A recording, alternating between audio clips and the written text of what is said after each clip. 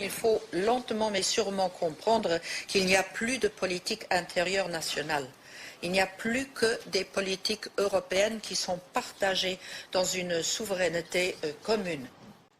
Il est vrai que dans cette Europe intégrée, comme on dit, il n'y aurait peut-être pas de politique du tout. Ça simplifierait beaucoup les choses.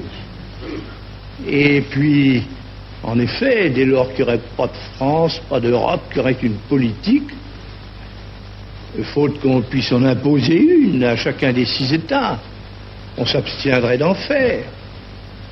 Mais alors, peut-être tout ce monde se mettrait à la suite de quelqu'un du dehors et qui, lui, en aurait une.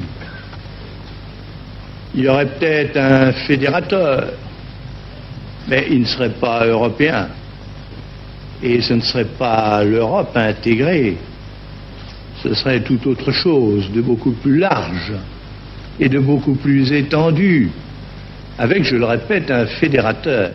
Et voilà ce que dit le président de la République qui venait de quitter ses fonctions. La France ne le sait pas, mais nous sommes en guerre avec l'Amérique. Oui, une guerre permanente, une guerre vitale, une guerre économique, une guerre sans mort, apparemment.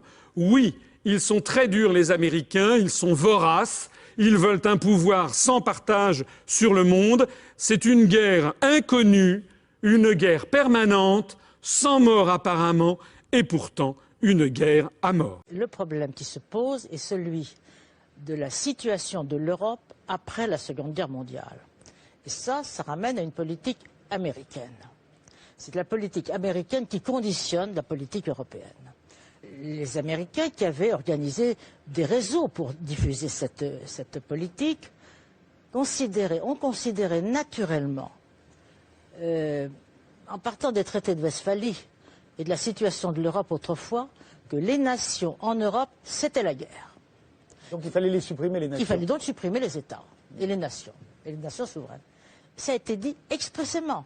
Ça a été dit par Bush, ça a été dit d'abord par Monnet, qui portait, comme chacun sait, le message européen. Il était convaincu, mais il le portait. C'était d'ailleurs un agent américain. On sait même combien il a été rémunéré, puisque maintenant c'est déclassifié. Mais il était convaincu. Nous n'avons pas le ton feutré des salons quand l'avenir du pays est en cause. J'ai lancé l'appel du 6 décembre. Eh bien oui, soyons nets. Cette Europe de l'impuissance, cette Europe ouverte comme une passoire à toutes les crises du monde, cette Europe non européenne, mais dominée par les intérêts germano-américains, cette Europe du chômage importé, cette Europe mollusque, sans corps et sans dessein véritable, cette Europe où les sociétés multinationales dictent leurs lois aux États, cette Europe où la France serait engluée comme dans un marécage, je le dis avec calme et détermination, cette Europe-là, nous ne l'accepterons jamais. C'est un des géants de la finance mondiale. Goldman Sachs, la banque d'affaires la plus puissante de Wall Street, plus de 13 milliards de dollars de bénéfices en 2009. Sorte de super prédateur qui, après avoir dévoré certains de ses concurrents, s'attaque aux États, première victime, la Grèce. Tout commence en 2001. La Grèce rentre de justesse dans la zone euro. Pour répondre aux critères draconiens européens sans trop se serrer la ceinture, elle fait appel aux experts de Goldman Sachs. Pour ses bons conseils, la banque empoche 300 millions de dollars de commission. La dette grecque est camouflée, le pays peut continuer à dépenser. Il y a quelques mois, Goldman Sachs aurait proposé à la Grèce de refaire le coup. Le pays a refusé. Sa situation financière l'inquiète déjà beaucoup. Ce que la Grèce ignore, c'est qu'au même moment, la banque américaine parie sur un défaut de paiement d'Athènes en achetant des CDS, sorte d'assurance contre le risque.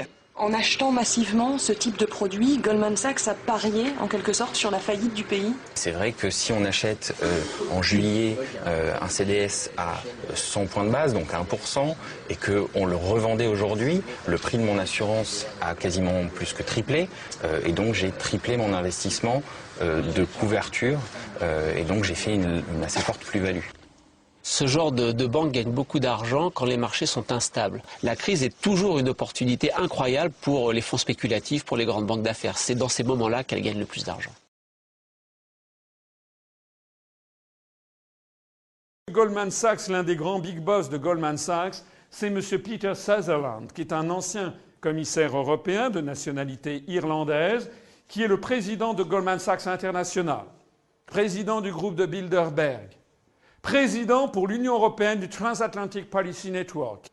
C'est ce monsieur Peter Sutherland qui a sous son autorité monsieur Mario Draghi, qui vient d'être nommé en novembre dernier vice-président de Goldman Sachs Europe, et qui était l'ancien vice-président de Goldman Sachs Europe et qui vient d'être nommé en novembre 2011 président de la Banque centrale européenne à la place de monsieur Trichet. C'était un subordonné de monsieur Peter Sutherland. Maintenant, c'est lui qui dirige la BCE à la place de M. Trichet. Il a sur notre vie quotidienne, puisqu'il est la personne qui coordonne les taux d'intérêt sur l'euro, la valeur qui vise la valeur externe de l'euro, il a sur la vie quotidienne de 500 millions de personnes, et notamment de 65 millions de Français, une importance qui est 100 fois supérieure à celle que peut avoir le ministre français des Finances. Il faut y ajouter également M. Mario Monti, ancien consultant de Goldman Sachs, ancien commissaire européen, qui a été nommé président du Conseil italien sans aucune élection en novembre 2011, lorsque l'oligarchie mafieuse qui dirige désormais le gouvernement, le continent européen, a pointé le pouce vers le bas, vous savez, comme Néron dans les Jeux du Stade, en décidant la mort politique de Berlusconi. Il n'y a pas que M. Mario Monti, d'ailleurs, puisque ça a été également le cas en Grèce. Le Premier ministre grec a voulu faire un référendum pour demander au peuple grec s'il était d'accord avec le plan. Tout le monde lui est tombé dessus comme s'il avait voulu faire un coup d'État et il a été viré en renonçant au référendum.